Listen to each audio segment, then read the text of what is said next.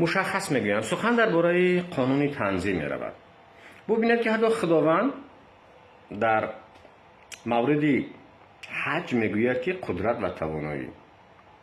چرا در این قانون تنظیم هم قدرت و توانایی یک پونت نباشد؟ خب فرضاً یک نفر یک پسر دارد، در عمرش میخواهد یک توی زیبا کند، با که نیست با یک 100-200 به قول کمیزات دیگر خوراکی با لذت میخورد.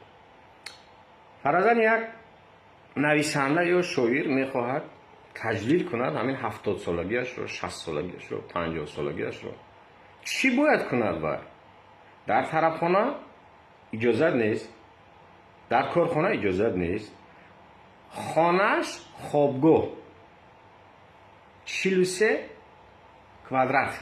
چی کند باید همین مثلا نویسنده و شاعر مشهور یا ادیب یا عالی؟ به همین خاطر من گمان میکنم که این قانون اکنون شرایط زیستی مردم تاجیکستان 10 سال پیش نیست، بهتر شده است. خب شاید حساب آنه که مثلا بعضی برنامه‌های اقتصادی روی کار اومد و باز هم از حساب فاکتوری که فرزندا بیشتر در مهاجرت هستند، خانواده پول دارد، خب امکانات مالیوی دارد، چرا قانون اجازتش نمیده؟ آیا این نقص حقوق انسان نیست؟ این مراجعت من به پارلمان است. یعنی همه قانون ها باید تکمیل بیابند آهسته آهسته. اکنون تغییرات وارد باید شود. حتی سرقانون جمهوری تاجیکستان شما میبینید که 3-4 مرتبه چی شد؟ ایلاوه شد یا یکی تغییر ایلاوه شد. چرا به قانون تنظیم فرصتی نرسیده است که تغییر ایلاوه ها وارد کنیم؟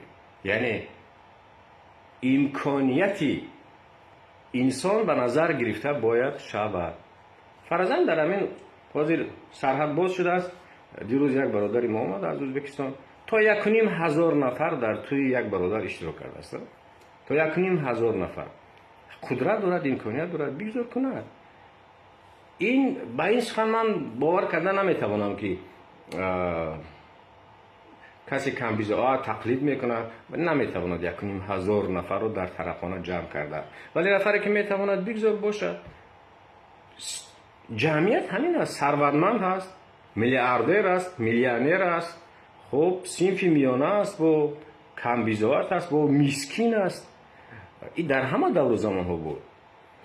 به هر صورت پیشنهادی من به پارلمان مملکت سال 2023 و به حکومت جمهوری تاجیکستان است، همین قانون تنظیم رسم و اینها تجدیدی نظر شود. همچنین شهروند من با دپوتات و یا نماینده مردمی منطقه خودم درخواست می نویسم و اندیشه شما هموطنان می خواهم بشنوم.